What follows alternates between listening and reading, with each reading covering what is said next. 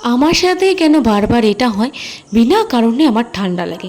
এদিকে মেলার থেকে কিনে আনা চামচগুলোর আজকে তো কোনো একটা সৎগতি হলো, কোনো একটা তো কাজে লাগলো।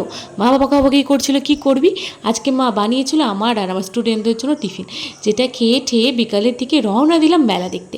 ওয়েদারটা আজকে ভীষণ সুন্দর ছিল, হালকা হালকা মেঘও ছিল, আবার হাওয়াও দিচ্ছিল। প্রথমেই ভাবছিলাম একটু ঘুরতে যাব, তারপরে ঘুরতে গিয়ে দেখি ওখানে এতটা বড় মেলা হচ্ছে। আমাদের বাড়ির কাছে যে এত বড় মেলা হয় আমার জানা ছিল না।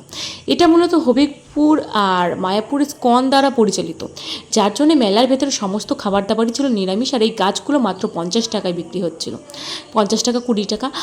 আর এখানে যে বইগুলো দেখছো, মানে এমন কোনো বই নেই যে এখানে মিসিং, সমস্ত বই আছে।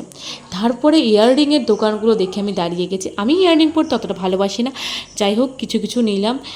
তারপরে এই জিনিসটাও আমার খুব ভালো লেগেছে, কেমন লাগলো জানি, আর অবশ্যই সাপোর্ট করে পাশে থেকে।